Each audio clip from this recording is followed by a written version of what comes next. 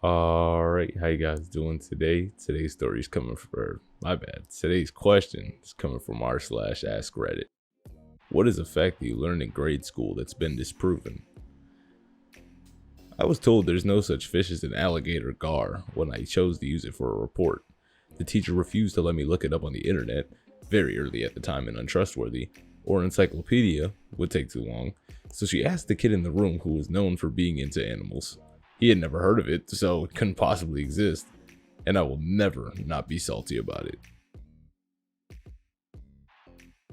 Komodo dragon bites were deadly due to high concentrations of bacteria, not venom. Turns out that they are, in fact, venomous. When I was little, I was taught about the Brontosaurus, the mighty long-necked plant eater of the dinosaurs. Later, I was taught that, oops, they accidentally stuck some random bones together and there was never any such animal. Later, still, I recall hearing that, oh, actually, there was a Brontosaurus after all. Or was there? To this day, I am still, as a 42-year-old man, unclear on whether or not there was ever such a thing as a Brontosaurus. And this is a comment to that comment. The Brontosaurus story we learned as kids, that it was the wrong skull put on the skeleton and thus a mix-up, was true. But scientists didn't want the name to go to waste, so they gave it to another long-necked plant eater that was discovered more recently. And then somebody commented to that, is there more to this story? And then a comment to that comment. If I recall, in the 1900s when there was a bone rush, two rival paleontologists were trying to get their discoveries down before the other. Long story short, one starts to discredit the other by swapping skulls to make him look like an idiot, and thus the Brontosaurus was born. And a comment to that comment. Given we ran with it for like 100 years, I'm not sure that worked out how we planned. And now I feel like I need to look this up, and I'm kind of stupid for looking up if the Brontosaurus is a real animal. Scientifically speaking, there's no such thing as a Brontosaurus. Apparently its name also means the thunder lizard, and it wasn't a real dinosaur. It's a mix of the Apatosaurus, meaning the deceptive lizard, and the Camarasaurus, meaning the chambered lizard, due to the hastiness of paleontologist Othniel Charles Marsh. So I guess the Brontosaurus never existed, it's just now a concept. Alright, interesting. That's something I learned. The taste bud zones. When I was in junior high in the mid-80s, our earth science textbooks had continental drift, and our teacher said, okay, so I need you to ignore all of chapter 4, or whatever it was. Plate tectonics have been the accepted theory taught in colleges for 10 years now, but K through 8 textbooks haven't caught up yet. I feel like the version of plate tectonics that I learned was a tiny bit garbled compared to what kids learned 10 years later, but my teacher was directly pulling from college texts and published scientific papers and distilling it down for 6th graders, so more power to her. And then a comment to that comment, but what did chapter 4 say? Continental drift is real, right? It's just caused by plate tectonics, or is it a completely different theory that's been disproven? And then a comment to that comment, continental drift is definitely real, but the way we understand it has evolved. Originally, Alfred Wegener proposed this idea back in 1912, thinking continents moved across the Earth's surface, but he couldn't nail down how this happened. Fast forward to the mid-20th century, scientists come up with plate tectonics. This theory fills in the gaps, explaining that the Earth's surface is broken into plates that move around, driving the movement of continents. So yeah, the continents drifting apart like Africa and South America is because of these tectonic plates moving. It's not like the continents are just floating away on their own. That as a kid, strangers were going to constantly offer you drugs. Thank you, DARE program. And then a comment to that. Free drugs and quicksand were two things that were supposed to be a lot more common than they ended up being. And a comment to that comment. Yeah, I wasted a lot of Saturday afternoons wandering the streets for nothing after DARE. Where did we end up on the, you can see the Great Wall from space? Because at different points, this was both true and definitely disproven in various textbooks that I had. The supposed fact was that it was the only man-made object that could be seen from space. That's certainly not true. There's no distance where you'd be able to see it, but not see other man-made objects, as it's very long, but not particularly wide. And then a comment to that. This fact was also claimed in 1754, stating that the Great Wall of China could be seen from the moon. more than 200 years before any human had gone up to space to even know if it was true or not. And then a comment to that, if you stand on the Great Wall of China, you can see the moon. Gum doesn't sit in your system for 7 years. And then a comment to that, the first time I watched a colonoscopy in med school, I quietly affirmed this. Yup, 0 gum. We were taught that Rosa Parks didn't get up from her seat because she just got tired one day. That the entire action was the spontaneous action of a lone woman. In fact, the entire thing was scripted and choreographed. While Parks was a seamstress, she was also the secretary to the president of the local NAACP chapter. She was recreating the protest done by Claudette Colvin.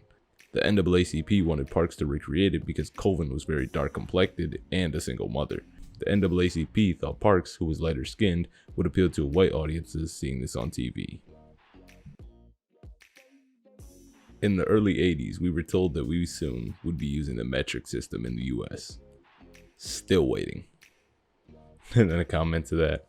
Remember the speed limit signs with the big MPH and little KPH, and eventually they were going to swap size, and then they just put all the old signs back? That blood is blue in your veins and only turns red when you bleed because of the oxygen. And then a comment to that. I'm an embalmer and often see arteries and veins up close. Veins actually do appear blue in the body, but it's just the way that the red color of blood is refracted through our semi-translucent tissue. Back in my day, Pluto was still a planet. That carrots make your eyesight better. And a comment. Apparently that was some bullcrap that the British, Air Force came up in World War II as a way to trick the Germans into thinking that that was how they bombed so well at night, when in actuality it was their new tech. And then a comment to that. Close, it was the RAF, but it was to hide the fact that they had better radar technology that allowed them to scramble fighters faster at night to intercept bombing runs. As an added bonus, it got the citizens to grow more of their own food.